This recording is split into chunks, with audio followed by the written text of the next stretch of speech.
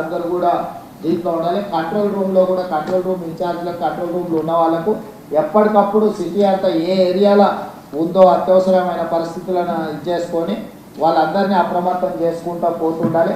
అదేవిధంగా హైడ్రా నుంచి మీరు ఈ ఎఫ్ఎం రేడియోలకు వీటికి కూడా అలర్ట్స్ ప్రకటించండి. వాళ్ళకి చెప్తే వాళ్ళు ట్రాఫిక్తో పాటు ఎక్కడ కనుక వర్షపాతం ఉంది, ఎక్కడ బ్రిడ్జులు ఉన్నాయి, ఎక్కడ బ్రిడ్జులు లేకపోతే మొత్తము అక్కడ పోవడానికి అవకాశం లేని ప్రాంతాలు ఉంటే కూడా వాళ్ళందరినీ కూడా అప్రమత్తం చేసి రేడియో సమాచారం కానీ టీవీలలో కూడా అలర్ట్ చేయించడం, కొంత కోఆర్డినేషన్, మీడియా కోఆర్డినేషన్. అదేవిధంగా ప్రజల్ని భయపెట్టే వార్తలు కూడా ఎవరైనా ఇస్తే ఐఎన్టీఆర్ కమిషనర్ గారు కూడా నేను సూచన చేస్తున్నా, మీరు ఒక టీంను పెట్టుకొని ఎవరైనా ఒక భయానక వాతావరణం సృష్టించడానికి తప్పుడు వార్తలు ఎవరైనా ప్రసారం చేస్తే ఇమ్మీడియట్గా ఆ ఛానల్స్ని కానీ వాళ్ళని కానీ మీరు ఇమ్మీడియట్గా అప్రమత్తం చేసి వాళ్ళకి సమాచారం అందించండి. కాదు కూడదని వాళ్ళు ఏదైనా చేస్తే ఇమ్మీడియట్గా ఏం చర్యలు తీసుకోవాలో ఐఎన్టీఆర్ వైపు నుంచి కూడా దీంట్లో ఉండాలి.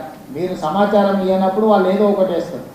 మీరే అందుబాటులో ఉండి సమాచారం తెచ్చుకొని వాళ్ళకి సమాచారాన్ని అందిస్తే వాళ్ళు వాస్తవాలను కూడా ప్రకటించే అవకాశం ఉంటుంది. కాబట్టి ఐఎన్టీఆర్ డిపార్ట్మెంటు, సిపిఆర్ఓ వీళ్ళందరూ కూడా సమాచారాన్ని ఎప్పటికప్పుడు మీడియా ద్వారా కూడా ప్రజలకు చేరేటట్టు మీడియాను కూడా అప్రమత్తం చేయడం, మీడియా కూడా సమాచారం అందించే కార్యక్రమాలను కూడా తీసుకోవాలి.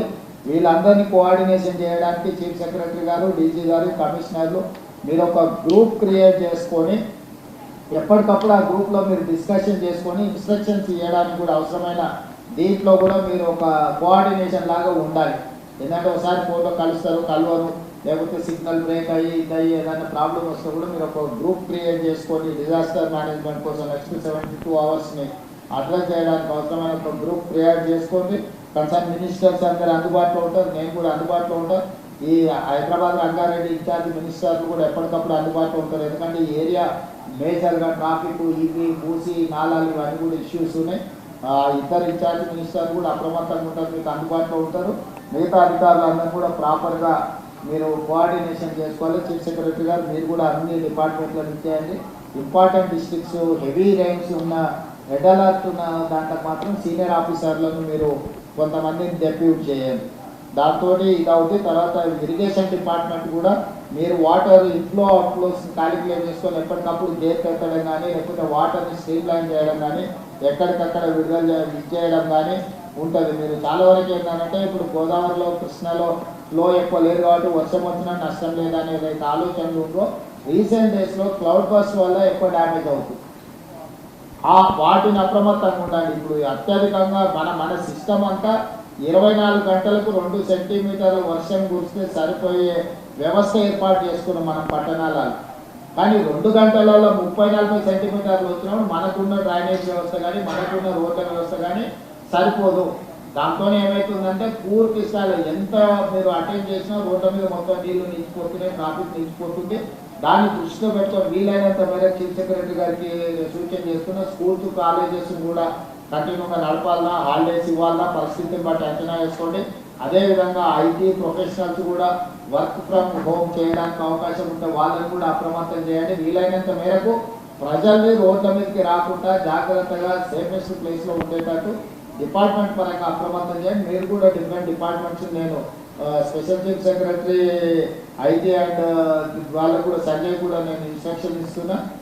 శ్రీధర్ బాబు గారితో కోఆర్డినేట్ చేసుకొని ఐటీ కంపెనీలు కూడా వీలైతే నెక్స్ట్ 2-3 రోజులు వర్క్ ఫ్రమ్ హోమ్ చేసుకోవడానికి అవకాశం ఉంటే దాన్ని కూడా ఎగ్జామిన్ చేయమని వాళ్ళకి చెప్పండి, వాళ్ళని అలర్ట్ చేయండి.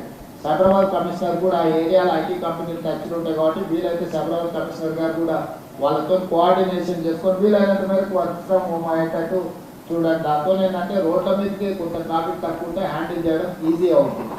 స్కూల్స్ అండ్ కాలేజెస్ కూడా పరిస్థితి బాగాలేకపోతే అవసరమైతే సెలవులు ప్రకటించైనా 2 రోజులు వాటిని స్ట్రీమ్ లైన్ చేసుకోవడానికి అవసరమైన వాటిని కూడా మీరు చర్యలు తీసుకొని ఇచ్చేయండి. దీని ప్రకారం ఏ చిన్న ప్రాణ నష్టం, ఆస్తి నష్టం, పశు సంపద నష్టం ఎలాంటివి జరగడానికి వీల్లేదు. జంట నగరాలలో పాత భవనాలు ఏమైనా ఉంటే కూడా జనాలు అక్కడ నుంచి ఖాళీ చేయించండి. చాలా పురాతన శిథిలావస్థకు వచ్చిన భవనాలు ఉన్నాయి. ఈ అత్యధికంగా వర్షపాతం ఉన్నప్పుడు కూలిపోయి దాని కింద ప్రజలు చనిపోయే అవకాశం ఉంటుంది. కాబట్టి అట్లాంటివి ఏమైనా ఉంటే మీ జోనల్ కమిషనర్స్ని, డెప్యూటీ కమిషనర్స్ని కూడా అప్రమత్తం చేసి ఆ ప్రాంతంలో ఎవరిని లేకుండా ఖాళీ చేయించండి. విద్యుత్ శాఖ కూడా ఇంపార్టెంట్. చాలా వరకు హైదరాబాద్లో వర్షాలు రాగానే చెత్త కూలిపోయి కరెంటు పోల్ల మీద పడి అవి కూలిపోయి కరెంటు పోయే అవకాశం ఉంది. కాబట్టి వెంబడే ఆ కరెంటును పునరుద్ధరించడానికి అవసరమైన చర్యలు కూడా తీసుకోవాలి. అవసరం అనుకుంటే జనరేటర్స్ కానీ లేకపోతే మూవబుల్ వెహికల్ మీద ట్రాన్స్ఫార్మర్స్ పెట్టి మూవ్ చేసి రిస్టోర్ చేయడానికి అవసరమైన ప్రణాళికలు కూడా అన్నీ సిద్ధం చేసుకొని రాబోయే 72 గంటలు అందరూ అప్రమత్తంగా ఉండాల్సిందిగా ఆదేశిస్తూ ఈ సమావేశంలో పాల్గొన్న మంత్రులకు ఉన్నతాధికారులందరికీ కూడా నేను ఈ సూచన ద్వారా ఈ సమావేశాన్ని ముగిస్తున్నాను.